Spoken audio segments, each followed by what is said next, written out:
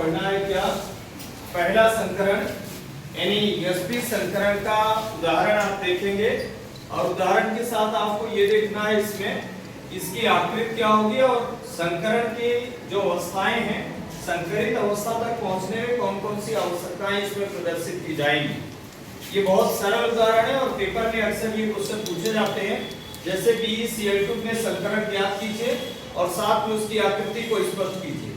दूसरा उदाहरण इस तरह से BCl3 या CH4 या SeF6 या IF7 या आप इसमें IF5 ऐसे कई टाइप के क्वेश्चंस आ सकते हैं। उसमें पहला काम हमारा होता है कि हम पहले ये पता करें कि इसमें संकरण कौन सा है। मैंने पिछले वीडियो में आपको बहुत सरलता से बताया, सूत्र दो बताए आपको, या तो आप संकरण बराबर sigma bond plus lone pair कर ले या तो इसके लिए एक फार्मूला और होता है, संकरण इज इक्वल टू 1/2 ब्रैकेट के अंदर आपको लिखना है balance electrons of central atom यानी केंद्रीय परमाणु के संयोजी इलेक्ट्रॉनों की संख्या प्लस सिंगल बॉन्ड से यानी सिग्मा बॉन्ड से जुड़े हुए परमाणुओं की संख्या माइनस धनावेश प्लस ऋणावेश यानी धनावेश से तो इलेक्ट्रॉन घटेगा और ऋणावेश से तो इलेक्ट्रॉन जुड़ेगा। तो ये फार्मूला भी आप यूज कर सकते हैं। अभी आज आप अपने सामने BeCl2 है, BeCl2 में आपको पता है कि इसमें केंद्रीय परमाणु कौन है, बेरिलियम यानी Be है।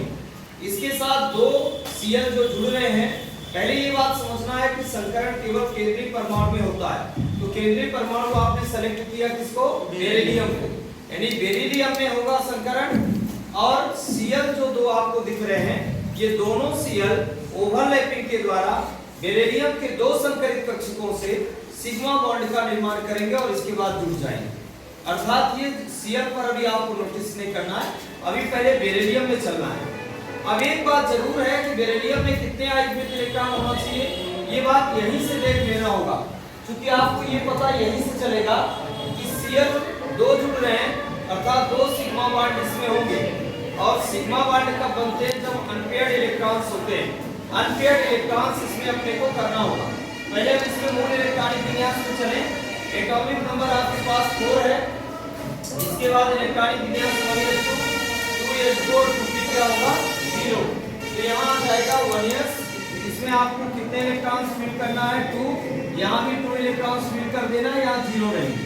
अब आपको एक बात की जानकारी है कि संकरण जो है तो लगभग समान ऊर्जा वाले कक्षकों में होता है, यानी दूसरे कोष के कक्षक इसमें भाग लेंगे।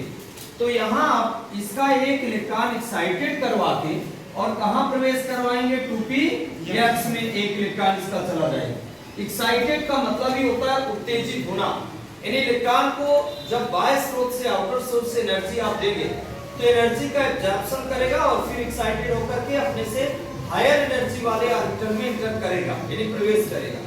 यहाँ का एक इलेक्ट्रॉन यहाँ चला गया और ये ऐसा हमने क्यों कराया, इसके पीछे भी एक लॉजिक है।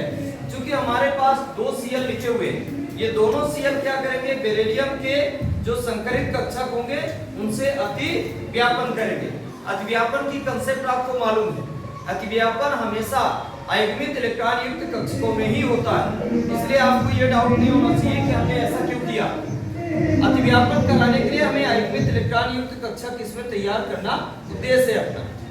फिर उसके बाद जब ये आयनित इलेक्ट्रॉन युक्त कक्षक हो गए, यहाँ पर आपको एक एक इलेक्ट्रॉन करना है और ये आपके पास संकरित अवस्था आएगी, अर्थात यहाँ 2s और 2px कक्षक के बीच क्या हो रहा है, संकरण हो रहा है। इसके बाद ओवरलैपिंग कराना है, तो ओवरलैपिंग के लिए इसका इलेक्ट्रॉन का चक्रण ऊपर की तरफ दक्षिणावर्त रहेगा यानी क्लॉकवाइज रोटेशन, और ये हो जाएगा एंटी क्लॉकवाइज रोटेशन। और एक इलेक्ट्रॉन इसका भी रहेगा जो क्लॉकवाइज रहेगा और एंटी क्लॉकवाइज Cl का हो जाएगा। यहाँ 2s के एटॉमिक ऑर्बिटल, s कक्षक की आकृति सबको पता है कैसी होती है, राउंड शेप में होती है यानी गोलाकार होती है। उसके बाद ये डॉम्पलेट शेप किसकी है, 2px की, दोनों आपस में सम्मिश्रित होंगे और एक शेप बनाएंगे, सिंगल शेप बनेगी। ऐसा आपने संकरण की डिफिनेशन में पढ़ा है कि जिसमें लगभग समान ऊर्जा और भिन्न आकृति वाले कक्षक आपस में सम्मिश्रित होते हैं, कंबाइन होते हैं और about similar energy and similar shapes orbitals का फॉर्मेशन करते हैं। और इस प्रोसेस को ही हम क्या कहते हैं, हाइब्रिडाइजेशन। यानी यहाँ पर आपको दोनों लोग ऐसा डॉम्पलेट दिख रहे हैं, ये जो छोटे वाले आप देख रहे हैं लोग, ये लेकिन वास्तविक में क्या होगा कि ये जो राउंड शेप है वो डबलेट शेप में चेंज हो रहा। हमारे पास दो कक्षक होना चाहिए, अर्थात 2 लोब्स बराबर 1 ऑर्बिटल होता है। तो यदि आप 4 लोब्स लेंगे तब जाके 2 ऑर्बिटल्स बनेंगे, यानी इसमें 2 आपको बड़े दिख रहे हैं लोब्स और 2 कितने छोटों से स्मॉल, और इस तरह से ये 4 लोब्स बन रहे हैं, अर्थात 2 ऑर्बिटल्स हमारे पास बन गए। अब इसमें कोई डिफरेंट शेप नहीं है। यहाँ से आपका ये संकरण पूरा हो जाता है। जहां तक आपको एक छोटा सा काम और करना है, ये जो दो सीएल हैं, बाद में आप ये शेप बनाने के बाद एक इधर आपको सीएल अटैच करना है, यहाँ सिग्मा बॉन्ड बनेगा, अर्थात यहाँ पर ओवरलैपिंग होगी, और एक शेप डॉमिनेट ऐसा बना देना इधर, और यहाँ भी सीएल होगा और क्या बनेगा, सिग्मा बॉन्ड बनेगा। और इस तरह से ये संकरण आपका कंप्लीट हो जाता है। अगला उदाहरण आपको अगले वीडियो में बताएंगे।